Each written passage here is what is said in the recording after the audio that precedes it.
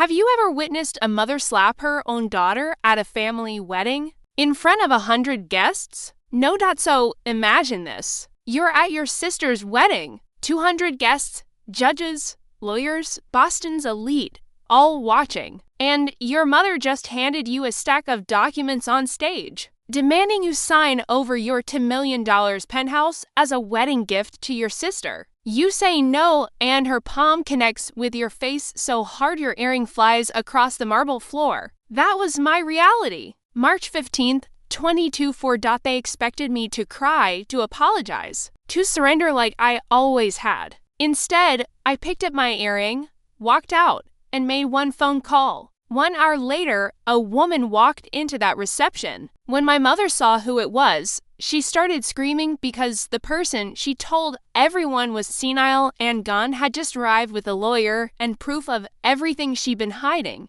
To where this all began. The call came on a Tuesday evening in March 2021. I was sitting in my studio apartment in Somerville, eating leftover pad thai and reviewing blueprints for a client's kitchen renovation when my grandmother's name lit up my phone screen. Paige, sweetheart, Eleanor Harrison said, her voice steady as it had always been. I need to tell you something, and I need you to listen carefully. My grandmother had been a professor at Harvard Law School for 31 years before retiring. She didn't waste words. So, when she told me she was updating her will and leaving me the penthouse at 150 Seaport Boulevard, the one she'd purchased in 2015 for $1.8 million, now valued at over $2 million, I set down my chopsticks and listened. Why me? I asked. Not because I didn't want it. Because I genuinely didn't understand. Because you're the only one who visits, she said simply. Every Sunday for 10 years, Paige, while your mother sends Christmas cards and your sister sends nothing at all. You bring me tulips because you remember they're my favorite. You sit with me when I have nothing interesting to say. I felt tears prick my eyes. Grandma, the paperwork will be finalized next month. Marcus Webb is handling everything. He's been my attorney for 20 years. She paused. Your mother will not be pleased. That, as it turned out, was the understatement of the decade. The news leaked to my family within weeks. I still don't know how. Maybe someone at Marcus firm mentioned it to someone who knew someone. Boston's legal community is smaller than people think. All I know is that by April 2021, my mother had organized what she called a family discussion at her $4 million home in Beacon Hill. I remember walking into that living room and seeing the way they were all seated. My father Richard in his leather armchair. My mother Victoria on the settee. My sister Madison perched on the arm of the couch like she was posing for a photograph. They'd ranged themselves like a tribunal. Page. My mother's voice was honey over broken glass. We need to talk about your grandmother's condition. Her condition. I sat down on the only empty seat, a straight back chair that faced all three of them. She seems fine to me. She's clearly not thinking straight. Victoria crossed her legs, her Cartier bracelet catching the light, leaving a $2 million property to one grandchild, excluding everyone else. That's not the behavior of a rational woman. She's not excluding anyone, I said. She's giving me something she wants me to have. That's her right. Madison let out a small theatrical sob. This is so unfair. I've always loved Grandma. I just don't have time to visit like you do. I have a career. I have a life. You have a trust fund and a fiancé with a yacht. I thought but didn't say. The fair thing to do, my father spoke for the first time, his voice measured in that way attorneys cultivate, would be for you to decline the inheritance, or at least agree to sell the property and split the proceeds equally among family members. I stared at him, Richard Harrison, who hadn't asked me a single question about my life in years. Richard Harrison, who'd missed my college graduation because of a scheduling conflict that turned out to be a golf tournament. That Richard Harrison was now telling me what would be fair. I'm not declining anything, I said, and I'm not selling anything. Grandma made this decision because she wanted to. If you have a problem with it, talk to her. The temperature in the room dropped 10. Victoria's smile vanished. Then I hope you're prepared, she said, for the consequences of being so selfish. The consequences came swiftly. By summer 2021, I had been quietly removed from the family text chain. I learned about Madison's engagement party through an Instagram post. A photo of her surrounded by her cousins, champagne glasses raised at a venue I recognized as the Boston Harbor Hotel. The caption read, "Future Mrs.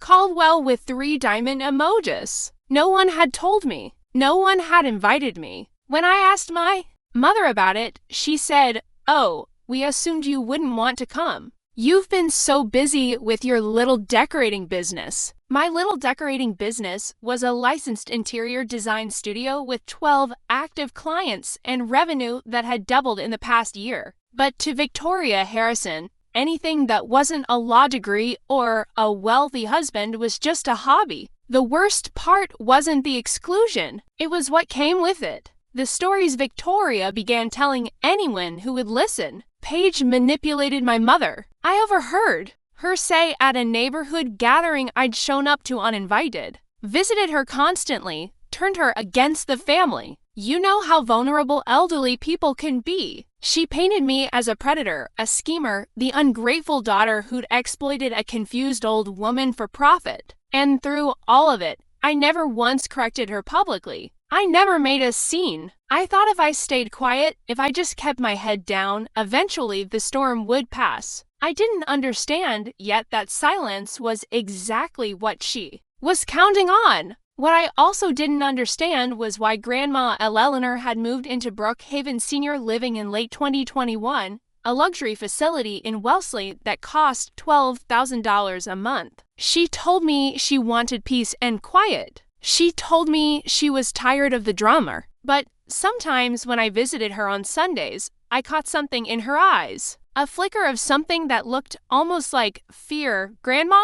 I asked once. "Did something happen between you and Mom?" She looked out the window at the manicured gardens for a long moment. "Some things are better left alone," she finally said. "At least for now." I let it go. I shouldn't have. 3 years would pass before I understood what she was hiding and why she'd chosen to hide it. December 2023, 3 months before the wedding that would change everything. I was in my studio on a Friday afternoon reviewing fabric samples for a Brooklyn townhouse project when the mail arrived. Among the invoices and catalogs was an envelope of heavy cream cardstock. My name written in calligraphy so elaborate it took me a moment to decipher it. Inside was an invitation. Madison's wedding. March 15th, 2024. The Fairmont Splay Plaza. Black tie. For a full minute, I just stared at it. After 2 years of being treated like a ghost,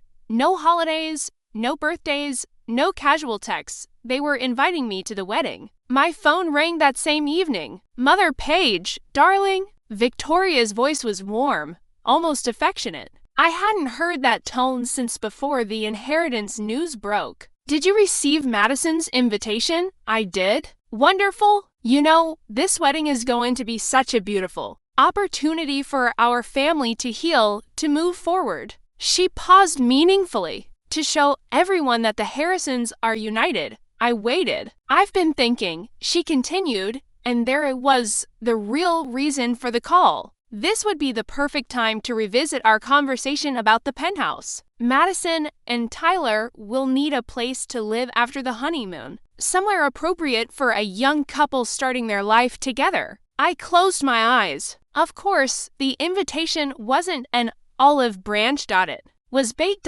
"Mom, the penthouse is mine. Grandma left it to me. That hasn't changed." "Nothing has to change, sweetheart. You could simply transfer the property as a wedding gift. Think of how generous that would look. Think of how proud Grandma would be to see you supporting your sister." The audacity of it took my breath away, using my grandmother, the woman who had specifically chosen to give me that apartment, as an argument for why I should give it away. "I'm not transferring anything, Paige." The warmth evaporated. "Madison deserves a proper start. She's marrying into the Caldwell family. Do you understand what that means? Tyler's father is a managing partner at Ropes and Gray. They'll be entertaining. They'll be hosting. They need a home that reflects their status. Then Tyler's father can buy them one. Silence stretched between us. When Victoria spoke again, her voice was ice. I expect you to think carefully about this before the wedding, and I expect you to make the right choice. She hung up.